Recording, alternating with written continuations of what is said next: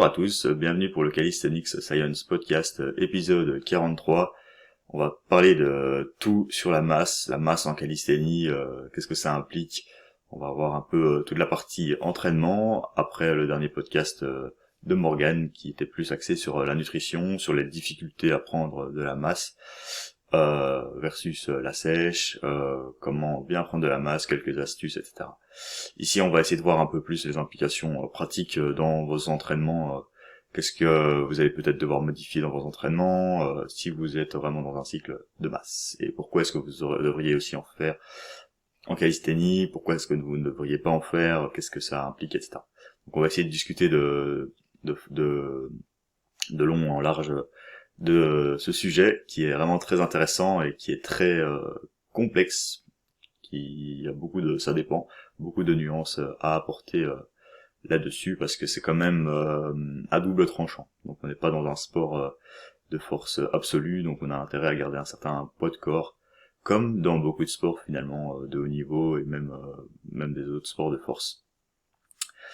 Donc j'espère que vous allez encore apprécier nos podcasts solo.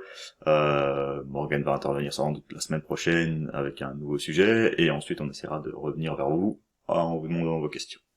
Et sinon aussi j'espère que vous allez bien de votre côté. Je vous l'ai déjà demandé dans le dernier podcast. Voilà. Donc au sujet du jour, on va parler un peu des tendances actuelles entre la maintenance, la masse, la sèche. Qu'est-ce que ça implique en calisthénie, qu'est-ce qui fonctionne, qu'est-ce qui ne fonctionne pas. On va parler un petit peu d'un petit sujet, prendre du muscle, est-ce que c'est plus facile que devenir fort? Et donc peut-être que oui, et peut-être que ça sera intéressant de prendre du muscle, ou peut-être que non. Ensuite, d'un point de vue psychologique, quand on est en masse, qu'est-ce que ça implique? On va parler aussi du dreamer bulk, donc je sais pas si vous êtes familier avec ce terme.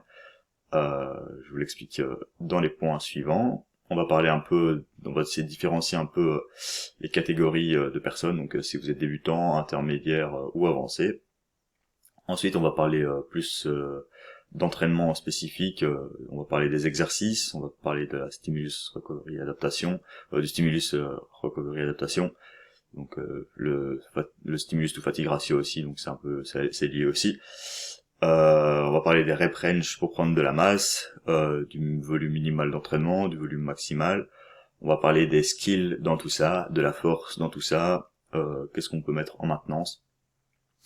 On va parler de périodisation, cycle de masse, cycle de force, cycle de skill. On va la critiquer aussi. On va parler d'autres périodisations et de macrocycles vraiment spécifiques à la masse. Et on va parler éventuellement de maintenance encore. Même par exemple dans d'autres cycles, comment maintenir sa masse musculaire dans certains cycles sans forcément faire un surplus calorique. Donc voilà, j'espère que ces sujets sont alléchants et et vous intéresseront pour la suite du podcast. Donc on va attaquer ça par tout d'abord sur les réseaux, sur internet, etc. On a vu pas mal on voit un peu de tout en fait. On voit vraiment beaucoup d'influenceurs qui vont dire ok, maintenant je me fais un cycle de masse, je fais un bulk, c'est miraculeux, je progresse hyper bien en entraînement, je traque pas mes calories, j'explose toutes mes perfs, et souvent c'est souvent le cas. Et puis 2-3 années plus tard, on les voit, ils nous disent oh non, il faut vraiment faire de la maintenance toute l'année, parce que quand vous allez faire de la masse et puis que vous séchez, vous perdez beaucoup de temps, etc. Et donc c'est les mêmes personnes qui vont changer d'avis sur la question, et c'est vraiment un phénomène qu'on observe en fait. Objectivement, je pense qu'on peut remarquer sur YouTube, ou même sur presque des scientifiques qui ont quand même une bonne base de sciences qui changent un peu leur casquette aussi là-dessus, et moi-même par exemple. Donc c'est ça que je voulais vous partager aussi, c'est qu'on peut vite être perdu en fait si on suit pas mal de personnes, et à l'inverse, aussi parfois en calisthénie on a souvent tendance à penser qu'il faut rester le plus sec possible, et ce qui est assez vrai, dans une certaine mesure. Donc ça Ça va un peu vraiment dépendre plus si vous êtes vraiment focus street lifting, force, ou si vous avez vraiment des objectifs de skill, de handstand ou one arm handstand, planche, front lever, handstand push-up, bref, tous les skills un peu plus légers, tandis que ça sera un peu moins impactant pour le street lifting, même si c'est même le street lifting, il y a quand même poids de corps qui rentre vraiment en jeu, et encore moins associé au fait du powerlifting. De nouveau, si vous inquiétez pas de catégorie de poids pour compétitionner. Et ça sera aussi super important si l'esthétique c'est important pour vous, hein, si vous voulez garder des abdos toute l'année, si vous voulez rester bien sec parce que vous aimez ça aussi, et que c'est pour ça que vous faites la calisthénie aussi. Je vais pas vous spoiler plus longtemps parce qu'en fait, moi je pense que les deux approches fonctionnent. Donc faire des bulking même un peu exagéré ou abusif peut fonctionner, et rester en maintenance très longtemps peut fonctionner, et même être un peu en sous-maintenance et avoir un métabolisme bas qui s'est adapté à votre dépense, je pense peut aussi fonctionner. Je m'explique avec ça. Je pense qu'on peut, enfin ça c'est encore un phénomène d'adaptation métabolique comme Morgan expliquait.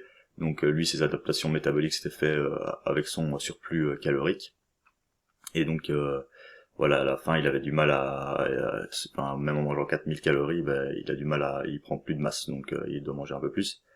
Et je pense que le phénomène peut se passer dans le sens inverse. Enfin, je pense qu'il te l'a dit aussi. Donc, par exemple, je vais prendre l'exemple de gymnastes de haut niveau. Donc, c'est vraiment en fait ce qui doit nous inspirer, parce que c'est eux qui ont la meilleure composition corporelle pour performer d'une manière élite. Et on devrait un peu s'approcher de ça. Maintenant, voilà, on n'a pas les mêmes bases que eux d'un point de vue développement depuis l'enfance. Et ces mêmes gymnastes, donc l'exemple que je veux donner, c'est que par exemple ils s'entraînent souvent 4 heures, 5 heures, 6 heures. Bon, ils s'entraînent en résistance ou en force à peu près comme nous, donc ils ont respecté un programme classique, peut-être 3, 4 séances, voire 5, de renfort vraiment pur dans le développement de la force. Puis ils ont beaucoup de conditionnement sangle abdominal, etc. Mais c'est pas que ça qui est très fatigant en termes de stress.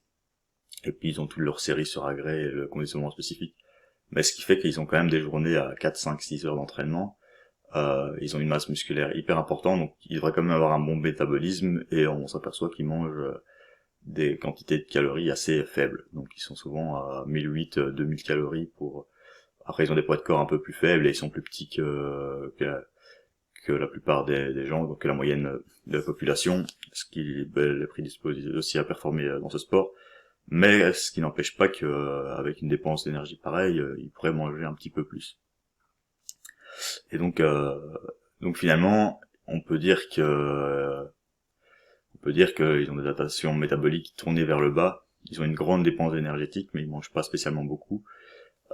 Mais même ces adaptations, même grâce à ça, en dépit de ça, ils arrivent quand même à progresser la plupart du temps sur leurs éléments de force et leurs agrès.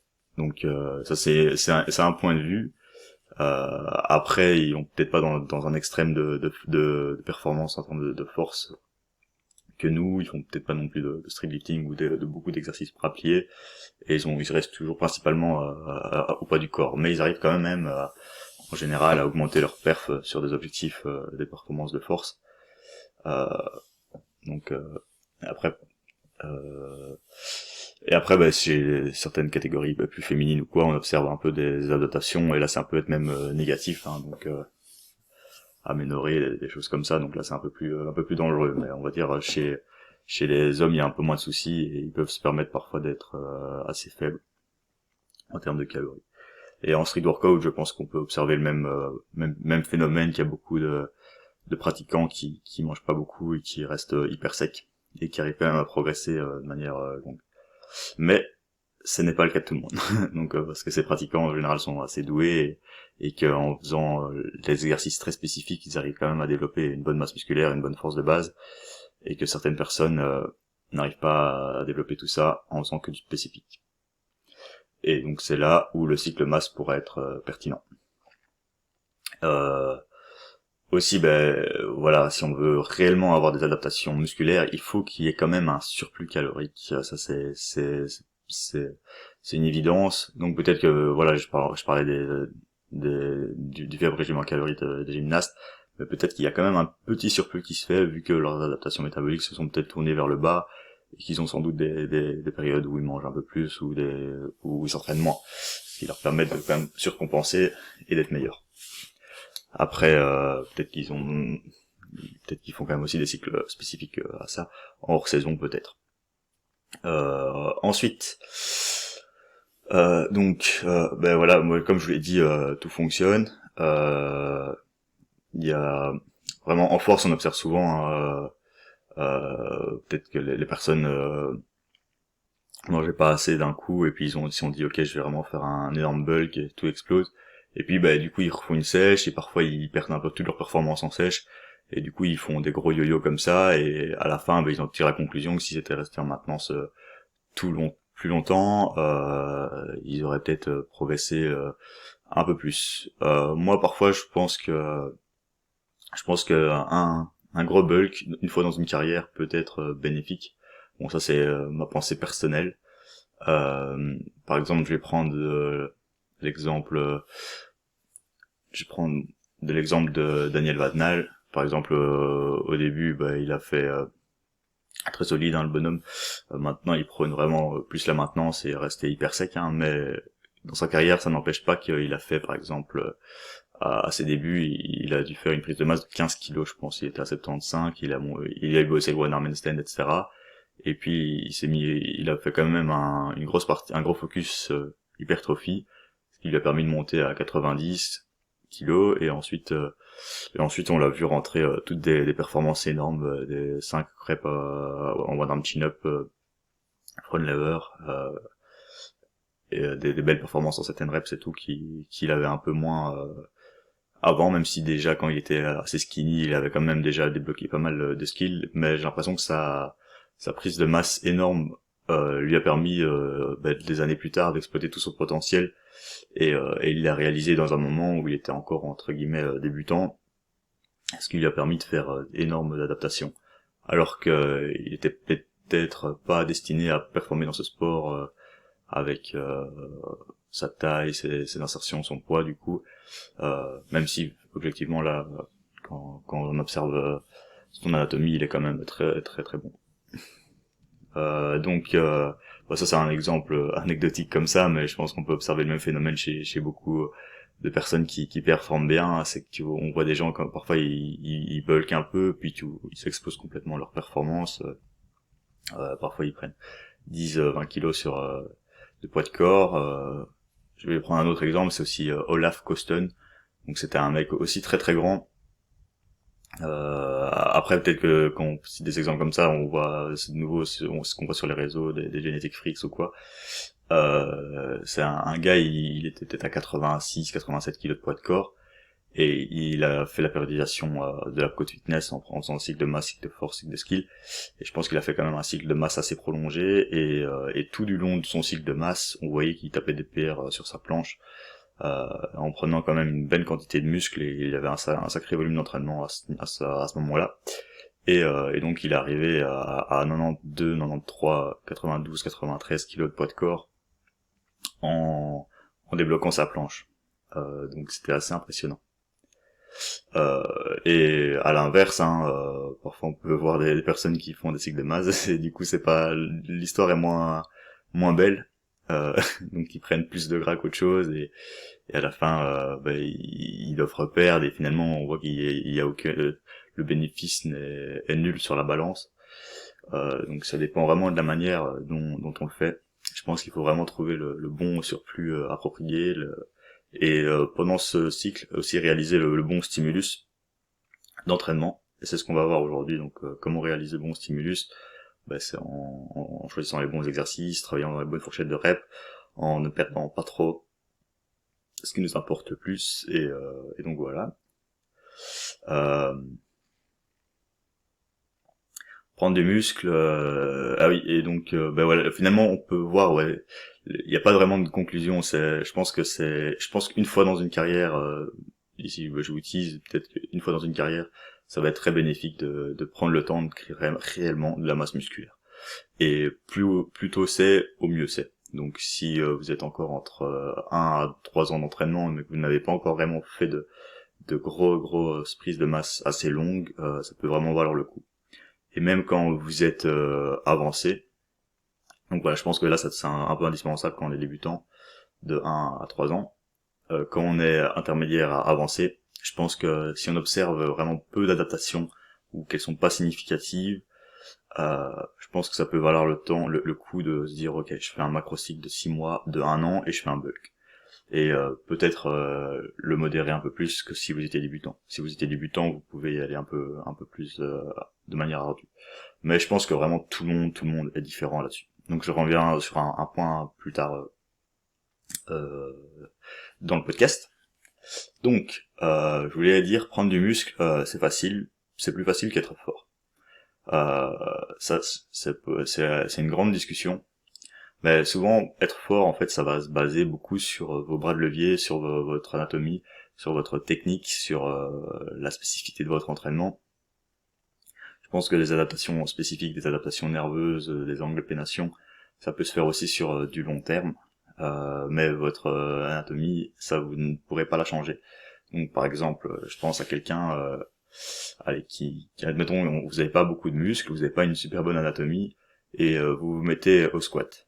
Au début, vous allez peut-être avoir un bon squat, vous allez gagner un peu en mobilité, en technique, mais rapidement, dû à votre mauvaise anatomie et à votre manque de masse musculaire, vous allez être vachement limité sur vos performances dans le mouvement, et donc pour, on va dire, diminuer vos bras de levier ou avoir un plus gros moteur, ça sera intéressant d'avoir un peu plus de viande, que à l'inverse, si vous tapez à fond dans le squat pendant des années, votre technique va s'améliorer quand même tout du long, mais votre masse musculaire se développera pas optimalement ou moins bien en étant spécifique sur le squat qu'en utilisant par exemple d'autres exercices et en créant réellement un surplus calorique. Donc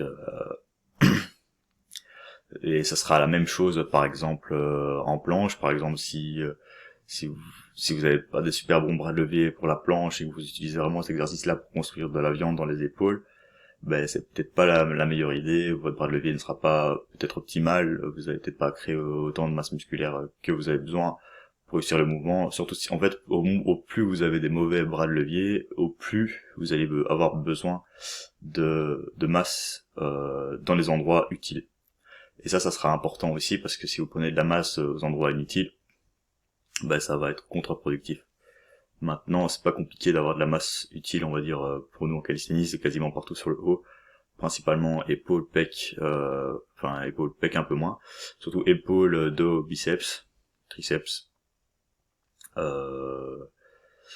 légèrement les pecs. Donc, finalement, c'est presque tous les muscles, hein, mais au niveau du corps, peut-être dans les obliques, peut-être pas prendre trop de taille, on va dire. Si on veut être un peu plus, faire un peu plus de chichi. Si on prend beaucoup trop de muscles dans les trappes, on va peut-être être un peu limité niveau handstand. À part si c'est vraiment du trapèze supérieur et qu'on a une bonne élévation grâce à ça. Et puis tout ce qui est jambes, ça va ralentir la progression et là il faudra l'accepter. Et le truc c'est que souvent quand on prend de la masse, c'est jamais très local. Bon après si vous le travaillez bien vos exercices et que vous restez en chaise roulante, là ça il y a beaucoup de chances que ça aille dans le haut du corps. Mais si vous faites un minimum d'exercices de jambes, que vous faites un peu de squat quand même, là où il y aura quand même un peu de masse qui va s'ajouter dans les jambes, ce qui va rendre la progression plus lente, mais pas impossible. Ça je pense qu'on en a déjà pas mal parlé. Moi je pense que ça dépend vraiment des personnes, mais bon, voilà, par exemple vous êtes doué ou quoi, vous allez facilement apprendre la technique, vous avez des bons bras de levier, mais en travaillant force, c'est ce qui va vous correspondre le mieux. À l'inverse, vous êtes un peu moins doué, prendre du muscle, ça sera peut-être plus facile en fait. C'est plus long, donc le processus de prendre du muscle est vraiment plus long. Il y a des conditions, c'est qu'il faut vraiment être en surplus calorique. L'entraînement, d'un point de vue entraînement, c'est quand même plus facile, pour ça dépend pour qui, on va dire. Si vous êtes fainéant et que vous savez respecter quand même de manière assez facile vos RPE, c'est plus facile en termes d'entraînement on va dire d'aller proche de l'échec ou de faire un peu le bourrin, de sentir un peu plus le pump. L'entraînement est moins technique, c'est plus empirique. En termes d'hypertrophie, il y a presque tout marche pour l'hypertrophie. Tandis que pour la force, c'est quand même un peu plus technique. Faut être plus conservateur. Faut savoir soulever lourd. Il y a des techniques, hein, des méthodes un peu plus complexes. Tandis qu'en hypertrophie, il faut juste, même pour la force, c'est toujours aussi une question de charge d'entraînement, de fatigue, etc. Mais pour le muscle, on peut être plus facilement fatigué. On, on peut, tant que finalement le volume augmente et que vous arrivez à récupérer, c'est le principal. Tandis que la force, augmenter l'intensité de manière vraiment régulière, c'est parfois plus problématique. On est plus facilement confronté à un plateau. Après, ça dépend de nouveau pour qui, mais voilà. Donc voilà, si vous avez un choix, en fait, c'est souvent, de manière générale, en fait, il faut pas faire un choix, faut essayer de faire les deux, mais je pense quand même que prendre du muscle, c'est quand même plus simple. Et parfois, là, je parle de cycle, etc., mais parfois, on peut aussi en prendre du muscle toute l'année en travaillant à la fois en force et en gardant un petit peu d'hypertrophie. Ça aussi, on en reviendra dans le point suivant. Donc en termes de facilité, donc moi je trouve vraiment, puis même en termes de fréquence d'entraînement, de cycle, c'est quand même en général plus facile. Il suffit juste en général on tape un minimum effectif. Si on a un bon surplus calorique, tout roule quoi. Donc c'est vrai qu'au plus notre surplus calorique est grand, peut-être qu'au plus c'est facile aussi de prendre du muscle, mais au plus c'est facile de prendre du gras. Et donc c'est là où c'est le double tranchant pour nous en calisthénie. C'est que si on prend trop de gras ou trop de poids d'un coup, ça peut être dangereux pour votre progression sur les skills et même dangereux pour éventuellement vos structures passives qui vont prendre pas mal de charges d'un coup. Et donc potentiellement plus de blessures. Ça reste à vérifier parce que souvent c'est plus la stagnation. Donc par exemple vite diminuer d'une progression sur votre planche ou votre run lever, si votre bulk est pas adapté. Donc en termes psychologiques, oui, je voulais dire aussi, en fait, être fort aussi, c'est un processus où il faut vraiment être très constant, je trouve.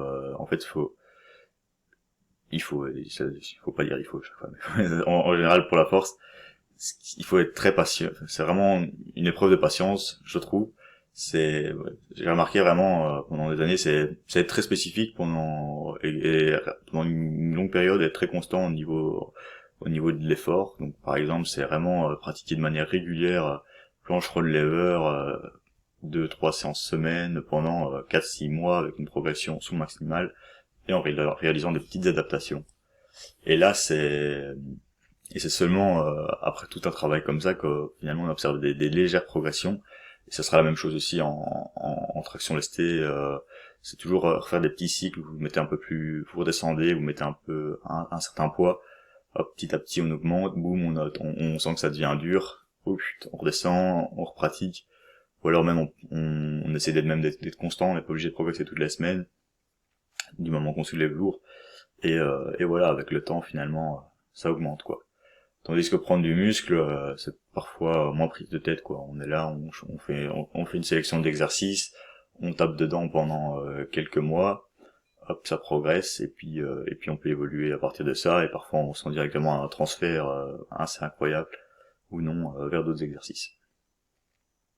Et tout ça si vous prenez du poids c'est souvent plus facile. Après parfois la prise de poids il y a aussi le problème de parfois on prend de la masse et donc on est juste plus lourd et on est plus fort à cause de ça et pas parce qu'on a spécialement pris beaucoup de muscles. Et aussi parfois il y a la tendance d'en faire un peu de trop aussi. Donc là je parle de danger, je pars un peu dans tous les sens dans le podcast, j'ai pas extrêmement structuré le sujet, voilà, comme ça on aborde pas mal de choses et on parle un peu de tout ce qui me passe par la tête. Ensuite on va parler un peu de psychologie. Je vais parler du danger du dreamer bulk. Souvent ce qu'on observe en fait avec les gens qui prennent de la masse, par exemple, il y en a qui vont penser qu'ils sont dans le cas de Morgan, mais ils sont pas dans le cas de Morgan, ils sont réellement en train de prendre du poids et du gras, et ils ne le voient pas. Donc ça s'appelle le dreamer bulk. Donc c'est des gens, ben, ils vont commencer à faire un surplus calorique. Souvent ils reviennent d'une sèche. Donc il y avait la question du P-ratio. Donc c'est ça, on s'était trompé à l'époque avec Morgan. Enfin, on s'était trompé. C'était une théorie qui n'est pas encore la route, et on en a parlé, mais finalement on s'est rendu compte qu'elle n'est pas réellement correcte. Et donc en fait le P-ratio, c'est plus on est, on avait dit à l'époque, plus on est sec, plus on a tendance à prendre du muscle, et plus on est gras, au plus la prise de muscle diminue. Mais en fait c'est l'inverse. En fait, au plus on est gras, au plus on est dans un bon environnement pour prendre du muscle, et au plus on est sec, au plus on risque de prendre de gras en fait. Donc c'est plus cette théorie-là. Enfin maintenant, ça a été un peu l'inverse finalement. Après c'est toujours à nuancer. Il y a plein de conditions particulières aussi, mais de manière résumée, c'est plus ça. Et du coup, en fin de sèche, en général, on a souvent un peu peur de reprendre du poids, ou alors à l'inverse, il y en a qui reprennent du poids un peu trop vite. Et et souvent, on a l'impression qu'on refait un entraînement plus sérieux, on mange plus, on a l'impression d'être toujours plus congestionné, et on crée un surplus calorique parfois trop important, et on a encore l'impression d'être sec. Et tous les jours, on se voit pas spécialement changer. On voit quand même que le poids par sur la balance augmente, et parfois on se dit qu'il augmente pas spécialement. Mais c'est souvent pas linéaire en fait. La prise de poids, ça sera souvent en vague. Et donc il y a des moments où vous allez prendre, où vous pensez que vous restez au même poids, et puis d'un coup, vous avez pris 1 kilo sur la balance. Ça peut être dû à des fluctuations alimentaires ou du stress ou quoi en plus, mais c'est parfois comme ça qu'on observe. Donc par exemple, vous commencez votre surplus calorique avec votre entraînement bien spécifique, et votre poids reste constant. Puis peut-être 3 semaines plus tard, vous avez pris 1 kilo. Alors que vous vous y êtes dit que vous auriez eu envie de prendre 0,5 kilos par semaine. Enfin 500 grammes par mois par exemple. Et là, du coup, vous allez vous dire, c'est peut-être pas vrai, je vais continuer comme ça. Et puis peut-être que encore 2-3 semaines plus tard, vous avez pris 1 kilo en plus. Et donc là, ça fait quand même 2 kilos en seulement 6 semaines, ce qui est bien pour un débutant, mais pour quelqu'un d'avancé, il y aura forcément beaucoup de gras dedans. Et peut-être que physiquement, vous allez vous dire, je suis encore assez bien, assez sec, et donc je continue, et donc finalement, vous allez faire peut-être la même chose pendant quand même pas mal de temps, et vous arrivez à une prise de poids un peu trop rapide. Et donc, visuellement, vous allez pas avoir le bon signal pour vous dire, peut-être que là, j'ai un peu exagéré mon surplus. Ce qui n'est pas forcément mauvais, mais ce qui risque quand même d'impacter vos skills. Et donc la meilleure mesure aussi pour un peu prévenir le dreamer bulk, pour nous en calisthénie, ça sera de surveiller la progression sur vos skills. Et donc c'est là où on aura un petit garde-fou. Mais ça je vais l'expliquer un peu de manière plus pratique après. Ensuite d'un point de vue psychologique, quand on mange plus, de nouveau comme Morgan l'avait dit, on a beaucoup moins de contraintes, socialement on peut aller un peu plus, on est beaucoup plus libre, on se sent un peu en mode machine, on se sent en mode Sangoku, je mange un peu plus, on pense qu'on peut notre volume d'entraînement peut être plus élevé, on récupère un peu mieux, on dort parfois un peu mieux, parfois moins bien, ça dépend un peu des personnes. Si on mange vraiment beaucoup et que c'est à proximité du sommeil, parfois ça perturbe un peu. Il y a beaucoup de bienfaits aussi avec la sèche, hein. C'est très psychologique, hein. Je pense que Morgan en avait bien parlé aussi. Mais parfois, on sent vraiment machine quand on prend de la masse, et c'est un des points positifs, on sent machine, nos perfs augmentent à fond sur beaucoup d'exos, donc on devient un dieu, et ça si on fait un cycle de masse comme ça, c'est chouette. Mais parfois, on fait aussi des cycles de masse où on va faire tellement de volume qu'on va toujours être fatigué, courbaturé, et ce qui est peut-être bien productif, mais à long terme, ce qui est parfois, allez, on va dire, à court terme, vous allez vous sentir faible, mais ce qui est peut-être nécessaire sur le long terme. Donc et en calisthénie, ça sera souvent le cas aussi. En fait, c'est un peu ce que Renaissance Périodisation disait, hein, c'est voie long terme, mais pas à court terme. Et donc il faut savoir se sacrifier à court terme pour voir à long terme. En fait, c'est un peu ça dans les sports de force, c'est souvent on se dit ok, je vais faire un cycle d'hypertrophie, ben je vais sacrifier un peu mes perfs, mon intensité, mes skills, et pour voir plus loin, donc pour accepter de régresser là-dedans, progresser, ben, prendre de la masse, même si ça crée beaucoup de fatigue, et peut-être que finalement à court terme vous allez être plus faible ou plus soulever moins lourd déjà parce que vous allez devoir mettre en maintenance ou augmenter votre volume d'entraînement. En qualité de vous allez peut-être de nouveau, comme je le disais, prendre du poids, donc vous régressez sur vos skills, ce qui sera peut-être pas forcément le cas.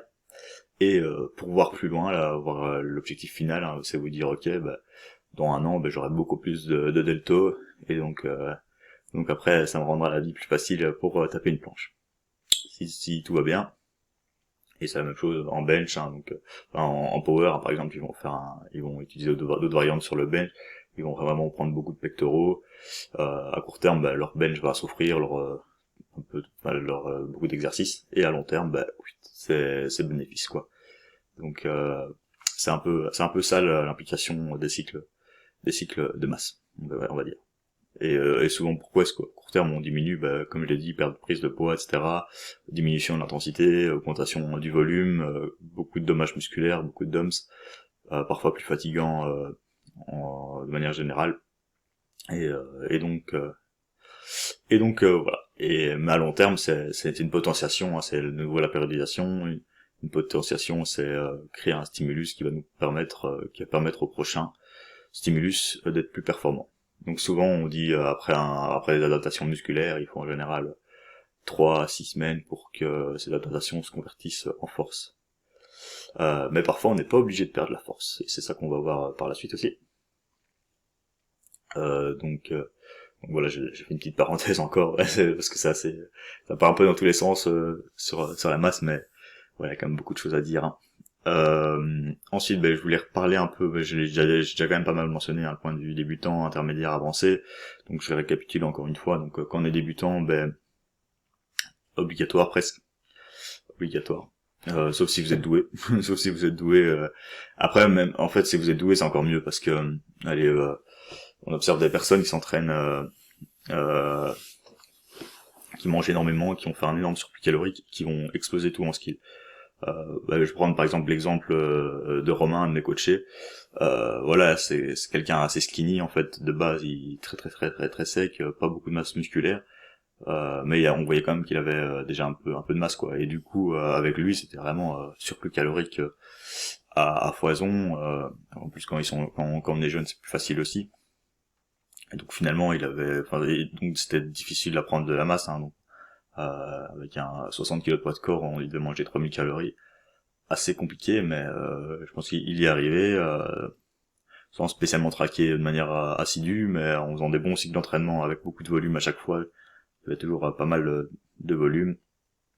Et en parallèle, ses skills ont explosé, quoi. Donc il a quand même débloqué presque sa full planche en partant d'une advanced tuck. Et donc voilà, et tout en prenant finalement 10 kilos, je pense, sur la durée. Ce qui est pas mal. Ce qui est pas mal. Et c'est pas le seul dans le cas, je pense que beaucoup de pratiquants qui font des skills souvent démarrent avec ces poids-là, ils font vraiment un surplus calorique, et donc là c'est la meilleure période, on va dire. Maintenant c'est pas le cas de tout le monde, donc souvent on va pas partir du point de skinny, et les personnes qui sont un peu plus skinny fat dans ce profil-là, qui ont tendance à prendre plus de gras que de muscles, ou qui ont facile à prendre du poids, là créer un surplus calorique comme ça dès le début avec un travail de skill, ça va être compliqué. Donc il risque pas de spécialement faire beaucoup d'adaptation en termes de skill. Et donc à ce moment-là, c'est peut-être mieux de commencer par une maintenance, de réellement rien que la maintenance, ça va leur permettre de créer suffisamment de muscles, et pour réussir à progresser et atteindre certains objectifs, tout en prenant déjà pas mal de masse musculaire. Et seulement après ça, faire un surplus calorique, mais avec ce genre de personnes, ce sera un peu plus modéré, quoi. Il faudra le faire de manière un peu plus avec plus de précaution. Parce que parfois on voit quand même des athlètes avancés qui peuvent bourriner, et d'autres qu'il faut éviter, quoi. Parfois on voit des personnes avec des maintenances à 1600 calories et d'autres à 4000 calories. Donc tout le monde est vraiment différent en fait. Et voilà. Et pour l'exemple du pratiquant intermédiaire, ben, je pense que voilà, pareil, il y en a beaucoup qui ont pas encore réellement fait un cycle avec beaucoup d'exercices d'hypertrophie ou quoi, qui ont pas vraiment été en surplus calorique, qui ont quand même un très bon niveau, hein, qui commencent à débloquer la strade, enfin, qui ont la strade planche, les points de lever, etc. Mais qui commencent à plateau, quoi. Il y a plus vraiment d'adaptation, ils font pas mal de programmes et on n'observe plus vraiment de changements significatifs. Du coup, pour ce genre de personnes, ça peut être là intéressant de se dire, ok, je vais aller pousser un peu en salle, je vais me taper 6 mois, 1 an de masse sur des exercices pertinents, hein, et toujours en pratiquant quand même les skills. Et là voilà, ça fera vraiment le taf, et c'est peut-être c'est un an où on leur permet de progresser pendant quelques années. Mais c'est pas toujours nécessaire, hein. C'est pas toujours nécessaire, donc on peut très bien rester en maintenance pendant longtemps, et en restant très spécifique.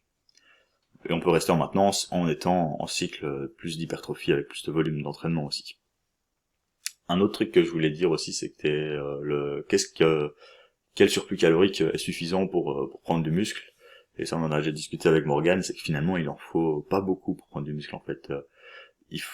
Un petit surplus calorique de 50, 200 calories sera quasiment suffisant pour presque maximiser votre potentiel hypertrophie. Ben maintenant, pour ne pas laisser quelque chose sur la table, être sûr d'en tirer toutes les adaptations, et être sûr de ne pas vite tomber dans une adaptation métabolique, ça peut être intéressant d'être plus drastique en termes de surplus calorique. Mais ça, de nouveau, je crois que ça va dépendre beaucoup des personnes. Mais parfois, on peut très bien rester avec 50-100 calories de surplus par rapport à sa maintenance pendant 2-3 mois, ce qui nous permettrait de progresser et puis seulement augmenter. Et finalement, on aurait augmenté notre surplus calorique de pas énormément tout du long. Ou à l'inverse, on se dit, on veut rien laisser sur la table, boum, on augmente 500, on prend, là on arrive à un plateau, boum, on réaugmente de 500, et on prend, et on arrive à un plateau. Donc ça, c'est notre manière de faire, et c'est un peu plus drastique. Je pense que ça dépend de nouveau de beaucoup de personnes. Et voilà, c'est pour ça qu'ici, je vous apporte beaucoup de nuances, parce que il n'y a pas vraiment de vérité en fait sur ça. Il faut juste utiliser les bons outils et être assez prudent. On va aborder tout ce qui est entraînement maintenant. Donc d'un point de vue entraînement, en fait, ouais, vraiment prendre de la masse, faire un énorme cycle spécifique à ça, sans avoir un cycle spécifique d'entraînement, vous risquez aussi de prendre plus de gras qu'autre chose. Après, je pense par exemple en force, si vous êtes vraiment en énorme surplus calorique, vous allez vraiment tirer toutes les adaptations, vous allez avoir une meilleure récupération, et donc vous allez avoir plus de chances de PR, mais vous allez avoir plus de chances de faire du gras que du muscle si votre volume d'entraînement est faible. Tandis que si vous êtes en surplus calorique, tandis que si vous avez tandis que maintenant si vous avez pas beaucoup d'intensité dans votre entraînement, mais vous avez beaucoup de volume, bah là vous aurez peut-être plus de chances de prendre de la masse maigre que de la masse grasse. Donc c'est pour ça que au niveau de l'entraînement, première chose, ça sera la sélection d'exercices. Enfin, c'est pas la première chose, mais c'est la première chose qu'on va aborder.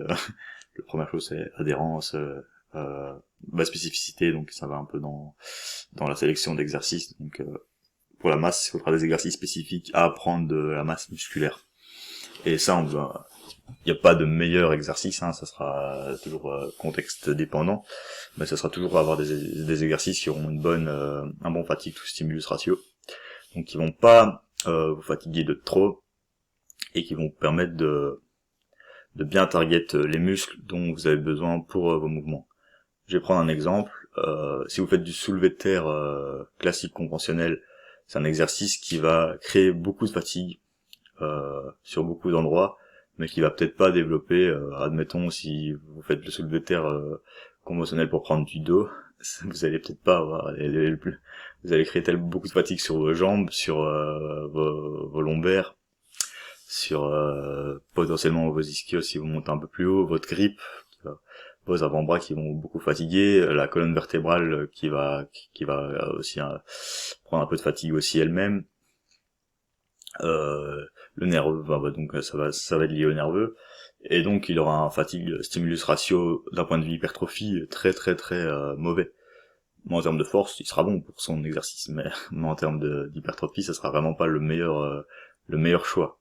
Donc par exemple, si vous aviez envie de prendre du dos, il y aura peut-être plus d'intérêt à utiliser des lat pull down, des cable row ou des tractions lestées que ça. Et encore, même les tractions lestées, parfois vous auriez plus intérêt à utiliser euh, par exemple, vous savez que vous avez des trapèzes un trapèze moyen, un trapèze inf un peu plus faible, des rhomboïdes un peu plus faibles. Peut-être qu'il y a du cable row ou des tractions de prise neutre à la poulie sera un peu plus intéressant. Mais de nouveau, il faudra rester spécifique aussi, et c'est là qu'on va voir ça plus tard. Donc voilà. Par exemple, de même chose, utiliser votre traction supination pour les biceps, c'est peut-être moins bien que utiliser des biceps curls inclinés ou des biceps curls tout courts.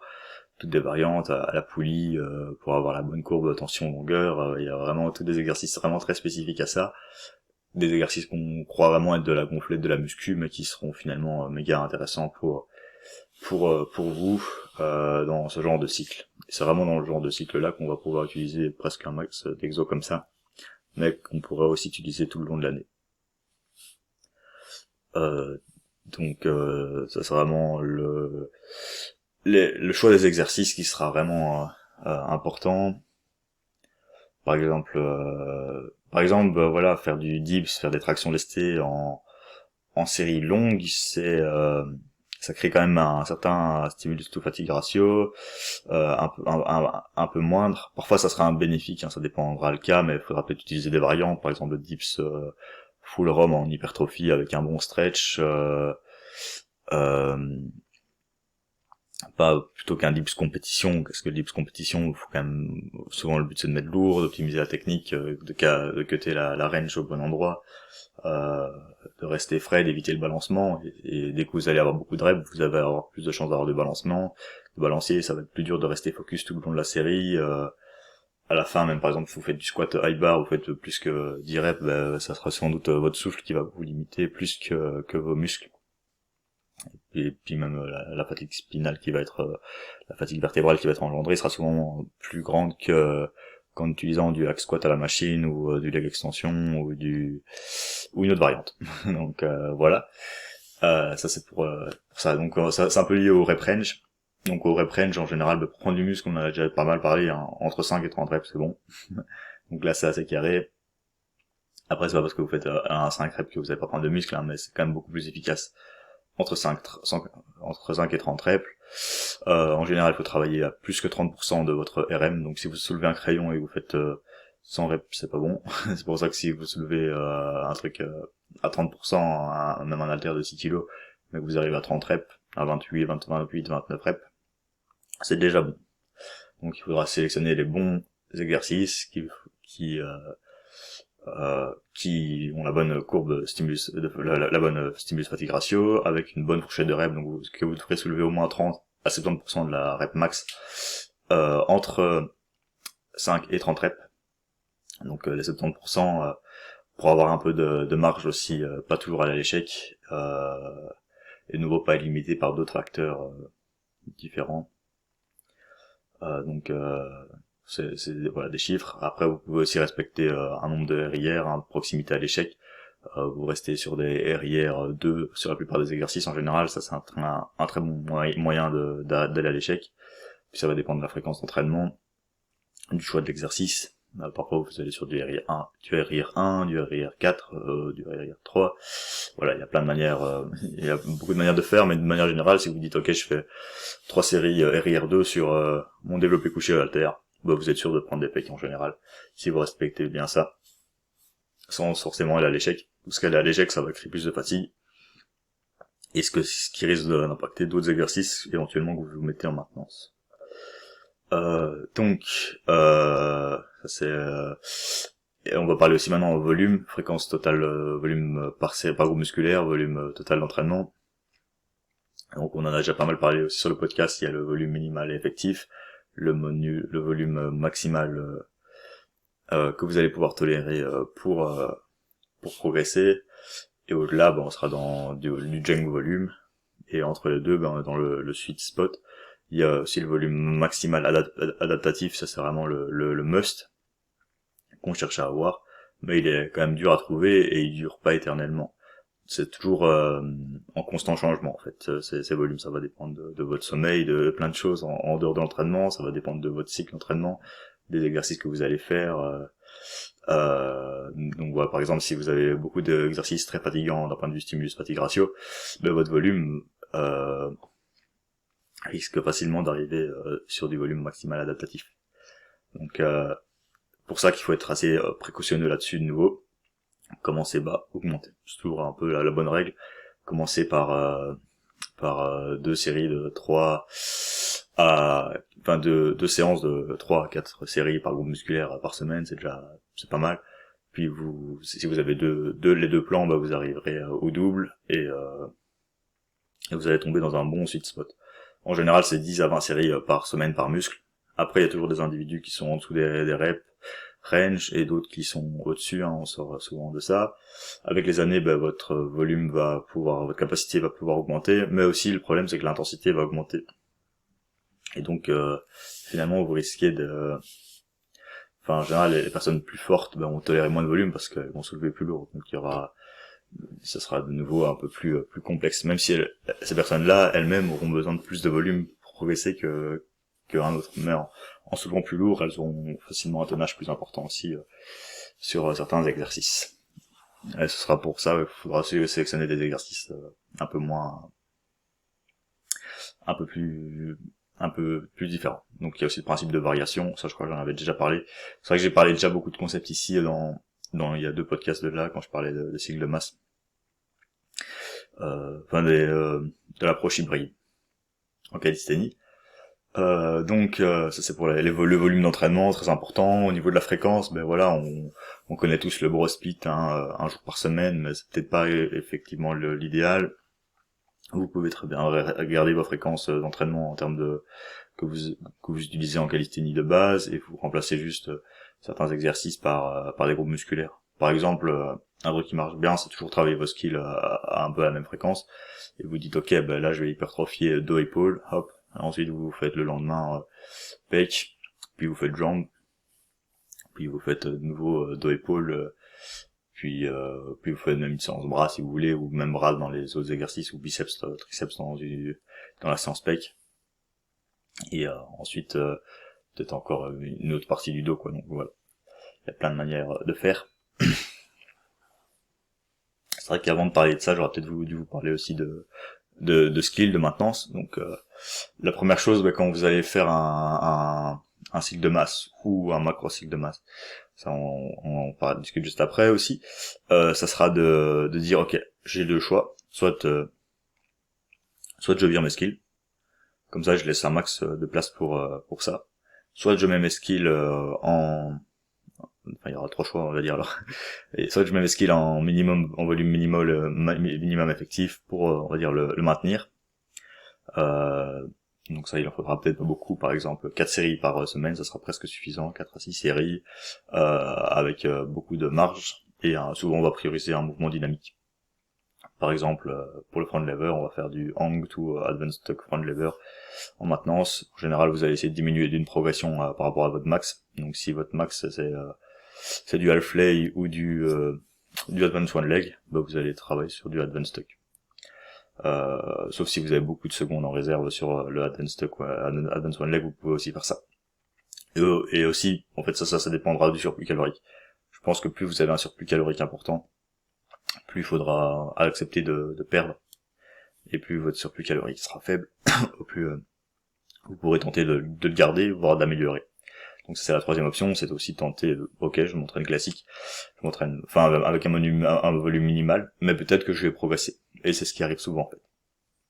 Donc mais peut-être que votre progrès ralentisse votre prise de muscle. Et là c'est dur à dire, parce que vous pourriez pas vous cloner pour savoir ça, mais parce que c'est pas la progression en skill qui va rendre la prise de muscle, qui va l'annihiler, quoi. Donc c'est toujours en fait, vous allez toujours prendre un petit peu de tout en fait. Même en travaillant avec beaucoup de volume, vous allez aussi pouvoir prendre en force d'un coup, même sur parfois même si vous faites un cycle de maths, vous allez être plus fort après quoi. Donc parfois justement vous allez être moins faible. Enfin ça dépend de beaucoup de facteurs. Euh, donc après voilà, je disais aussi avec le surplus calorique. Donc si vous êtes débutant et que vous faites un gros surplus calorique, vous allez quand même peut-être progresser énormément aussi en skill. Donc ça va faire attention. Donc si vous êtes débutant, travaillez vos skills de manière normale et essayez de progresser dessus. Si vous êtes avancé, là peut-être accepter la maintenance et aller à tâtons. Si vous sentez que vous faites beaucoup d'adaptations, ben essayez de ne pas spécialement overload non plus, parce que ça c'est facile d'appliquer une surcharge progressive si on se sent bien, mais peut-être que ça sera contre-productif par après. Donc ouais, vous choisissez deux séries, vous pouvez presque faire tous vos mouvements, vous pouvez aussi maintenir même la force.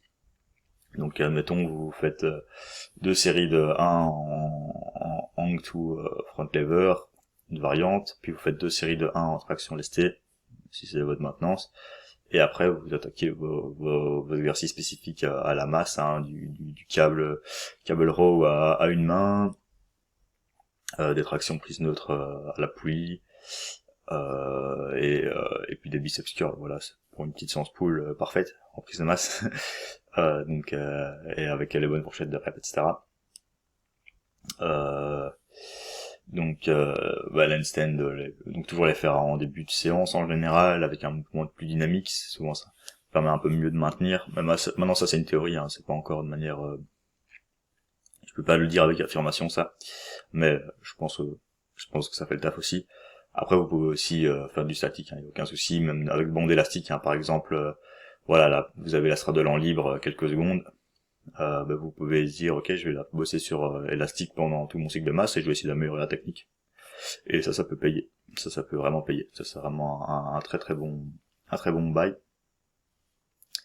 Et même peut-être utiliser aussi une variante dynamique, hein, du tuck L sit à advanced tuck planche, par exemple. Ça c'est pour la maintenance. Donc comme j'ai dit en force, hein, vous pouvez aussi voilà, il y a beaucoup de power aussi, ils avaient peur aussi d'abandonner un peu leur lift pour faire beaucoup de cycles, pour faire des cycles de masse, mais on peut très bien se dire ok, je vais faire un single RPE 7 pendant tout mon cycle, tout mon cycle de masse. Donc pendant tout mon macro cycle, je vais essayer de maintenir ma traction lestée, admettons mon max c'est à 60 kg.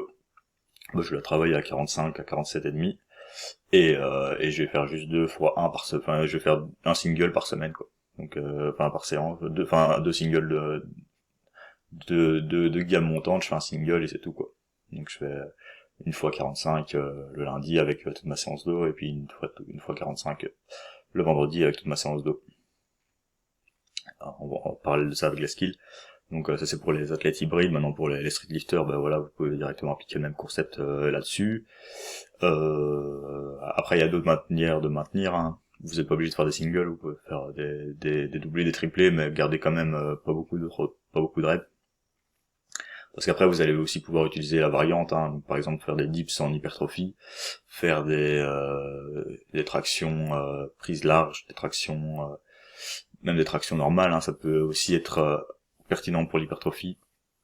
Faire des tractions lestées en série longue, en série de 6 à 8, c'est pas le meilleur exercice, mais ça fait un taf incroyable aussi, donc ça il faut pas se priver non plus.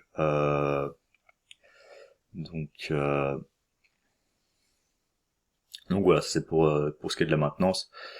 Après ouais, par exemple si vous faites des tractions lestées en série de 4 en série de 8, vous pouvez toujours faire un petit offset de single avant pour le maintenir aussi, on va dire. Donc voilà, variation d'exercice. Et ouais, je disais que c'était le garde-fou pour prévenir un surplus calorique.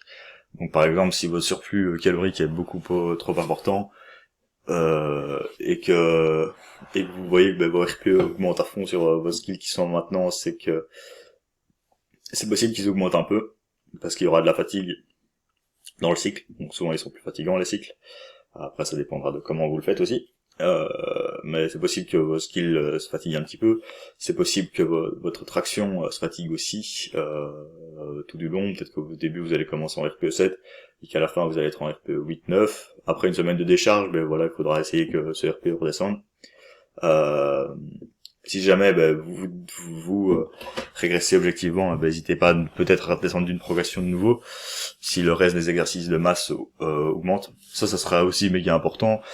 Vous avez votre garde-fou sur les skills, mais l'autre garde-fou, c'est être sûr aussi que que le reste progresse, parce que si vous êtes en cycle de masse, normalement vous êtes obligé de progresser sur les exercices spécifiques que vous allez mettre. Donc si vous mettez du développé couché aux haltères, vous avez vraiment intérêt à progresser là-dessus, quoi. Donc ça c'est assez obligatoire.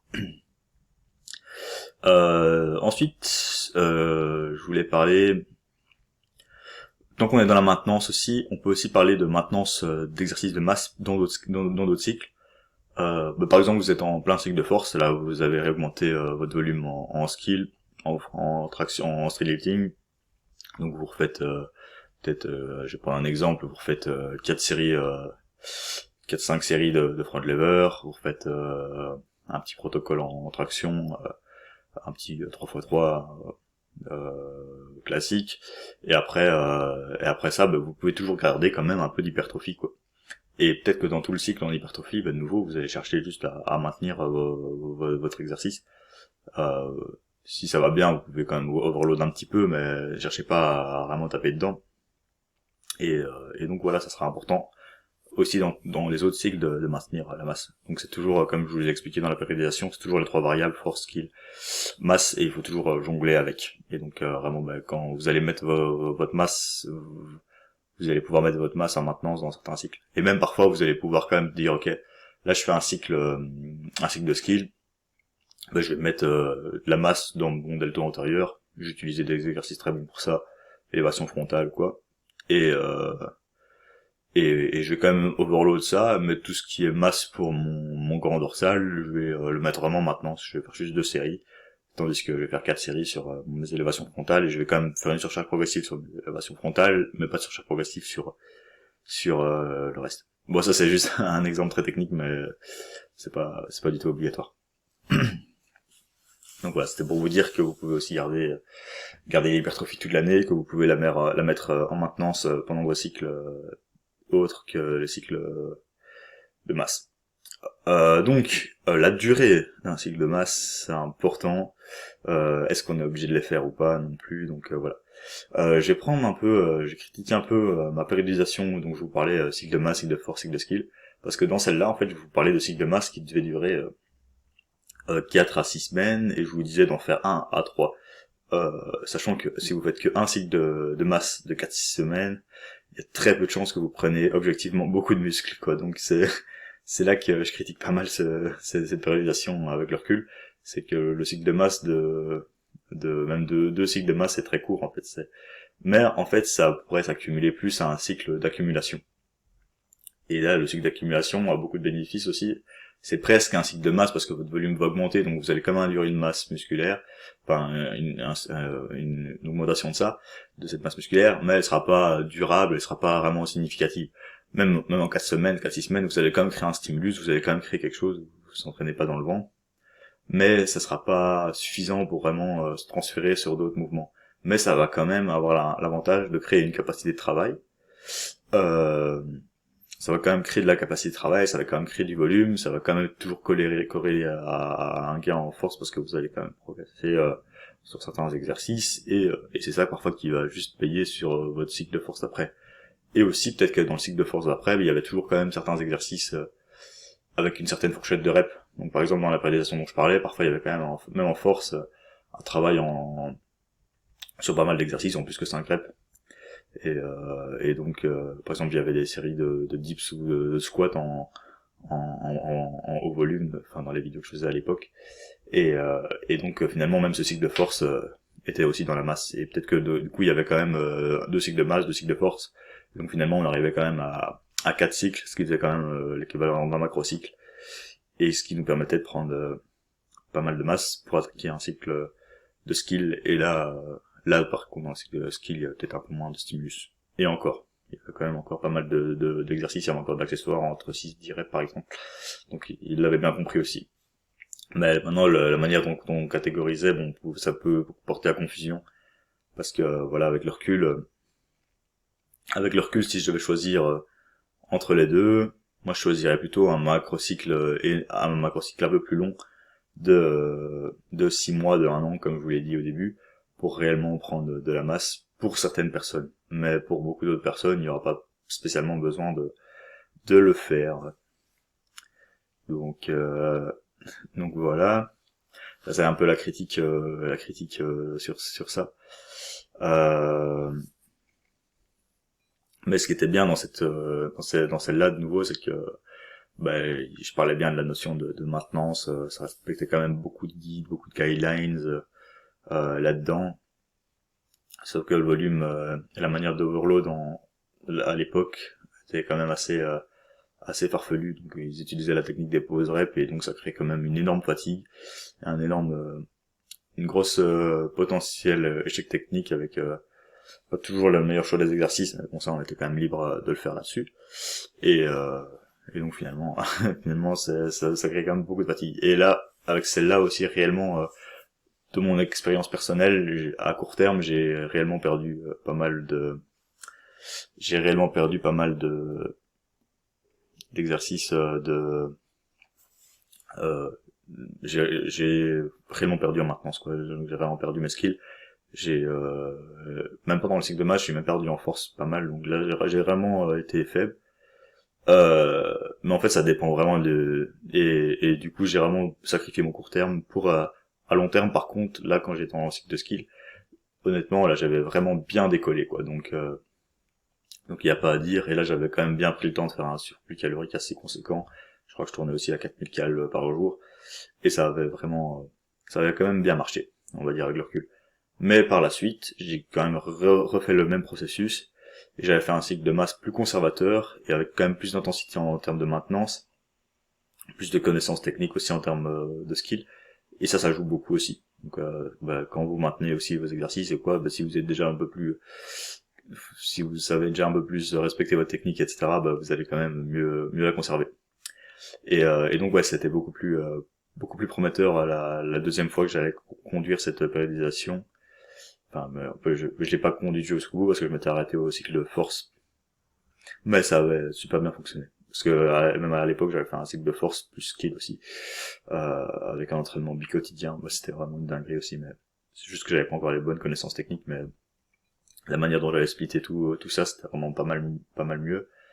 Donc voilà, je raconte un peu ma vie là-dessus, mais mais voilà, de nouveau, parce que voilà, par exemple, le premier exemple, j'avais vraiment mis mes skills en maintenance et je les ai perdus et j'ai pris de la masse, mais j'ai quand même pris beaucoup de terrain. Dans le deuxième, j'ai mis mes skills en avant, donc je crois que j'ai quand même bien appliqué une surcharge progressive. J'ai gagné pendant mes skills de masse, j'ai gagné en masse, mais j'ai pas pris beaucoup de gras. Donc le surplus calorique était peut-être un peu plus modéré. Après peut-être que là justement j'ai peut-être un peu overload trop vite et que je courais plus vite dans le mur dans le deuxième cas que dans le premier où j'ai été peut-être un peu plus patient. Mais maintenant je pense qu'il y avait plein de différences dans les deux. Je pense que à refaire, clairement le deuxième est beaucoup plus productif en termes de calisthénie que le premier. Mais bon, c'est toujours de nouveau on apprend à se connaître aussi avec le temps. Donc souvent vous allez conduire un nouveau programme ou quoi, c'est toujours un peu du tâton que vous allez pouvoir adapter par la suite. Et petit à petit vous allez perfectionner votre art. C'est ça. Donc c'est ce que je voulais vous dire.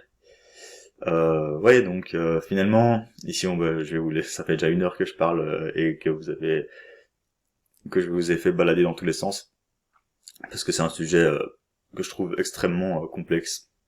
Donc voilà, là j'ai essayé de de vous partager un peu toutes mes pistes de réflexion sur l'entraînement en hypertrophie en calisthénie.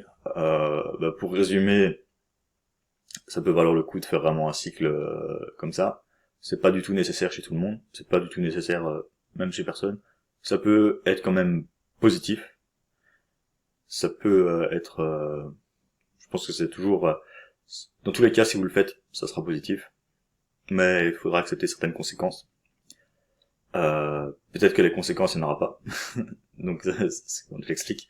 Peut-être qu'il y en aura. Faites ça bien. Donc toujours garder à l'esprit un peu les catégories pour le faire correctement. Et donc voilà. Et dans tous les cas, la condition, ce sera de manger suffisamment. C'est dans ce genre de cycle. Aussi, en termes d'entraînement, ça c'est une parenthèse, pour sécher, à l'époque aussi, dans le cycle de match, je parlais aussi que c'était le meilleur cycle pour éventuellement perdre du gras. Je pense que ça c'est pas prouvé, donc ça c'est pas encore vraiment prouvé. Je pensais qu'il y avait des évidences là-dessus, mais ça se contredit quand même pas mal. Mais de manière réfléchie, on pourrait quand même penser que c'est quand même le meilleur cycle pour le faire, parce que vous allez quand même avoir le plus de dépenses d'énergie dans ce cycle. Vous allez avoir le meilleur stimulus pour conserver le muscle. Mais l'intensité aussi, la tension mécanique est quand même très importante, donc vous pourrez aussi perdre du poids dans un cycle de force.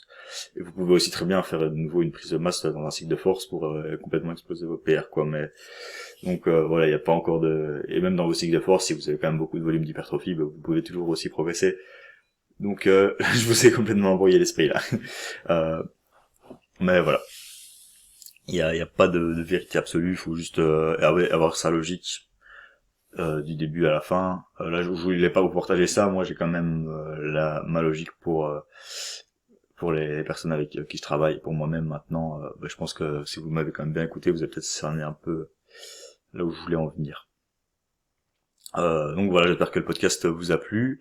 Assez complexe. On se retrouve pour un prochain podcast et à bientôt. Portez-vous bien, entraînez-vous bien.